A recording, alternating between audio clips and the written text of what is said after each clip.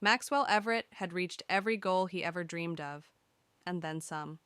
At just 37, he was a titan of industry, founder and CEO of Everest Capital, a multi-billion-dollar investment firm with offices from Wall Street to Tokyo.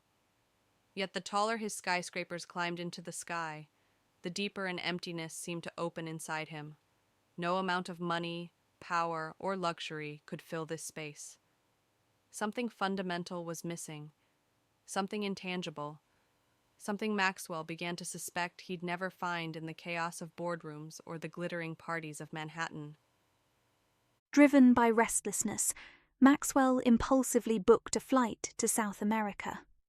The choice was random, driven by a vague longing rather than purpose. Within days, his private jet touched down in the heart of Peru, in a small remote village called San Isidro, nestled in lush greenery at the foot of the Andes Mountains.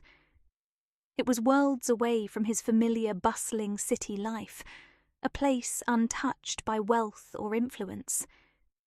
His arrival drew curious glances as villagers watched this tall, refined stranger navigate their dusty streets, dressed in simple clothes, yet exuding a certain inexplicable authority. To them, Maxwell was just another foreigner, another visitor passing through.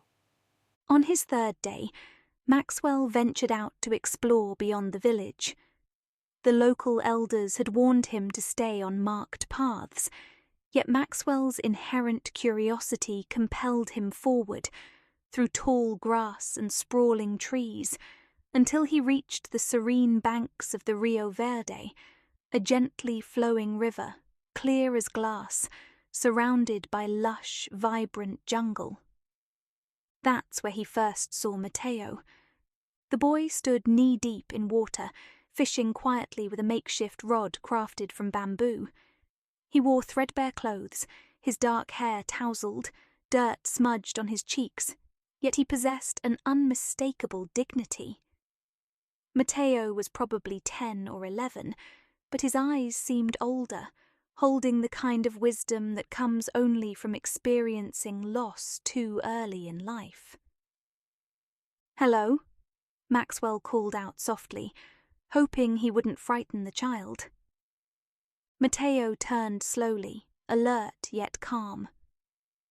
"Hola," he responded hesitantly, cautious but curious. Maxwell's Spanish was limited, rusty from lack of use, yet it proved sufficient to open a careful dialogue. He soon learned the painful truth behind Mateo's quiet gaze. Both of Mateo's parents had perished tragically 3 years earlier, during an intense flooding season, leaving him orphaned, alone. While villagers offered occasional meals and a roof to sleep under, Mateo spent his days largely fending for himself, surviving off fish, berries, and his own resilience. Maxwell felt a deep pang of sadness as he listened to Mateo's story. Here was a child who knew pain intimately, yet didn't surrender to bitterness.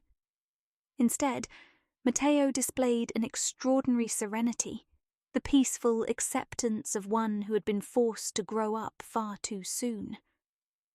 The billionaire soon found himself drawn back daily to the river. Each afternoon, he'd sit quietly beside Mateo, learning to fish, sharing sandwiches from his hotel, and piecing together conversations from fragments of broken language and gestures. Mateo, shy at first, slowly opened up, drawn by Maxwell's patience and genuine interest. Days turned into weeks. Maxwell, who had planned to stay no longer than a few days, kept extending his departure, driven by a bond he never anticipated forming. His phone calls from New York multiplied, colleagues growing anxious, investors demanding his return, but Maxwell resisted. His heart was changing, gradually, irrevocably. One day, under the shade of an ancient, sprawling tree, Mateo suddenly turned to Maxwell, his voice quiet yet brave. Why are you really here, Signor? Maxwell paused, reflecting deeply. I think I was looking for something real, something money can't buy. Matteo nodded knowingly. Did you find it yet? Maxwell smiled softly. Maybe I have. Over the next months, Maxwell visited repeatedly. His visits became longer, more meaningful, eventually prompting a life-altering decision. He would adopt Matteo and give him a home. Navigating the bureaucratic maze was daunting, the paperwork overwhelming, the suspicion of authorities frustrating. They scrutinized his motives, questioned his capacity to care for a child. Maxwell persisted tirelessly, fighting legal battles, providing endless documentation, proving that despite his busy life and immense wealth, his intentions were genuine.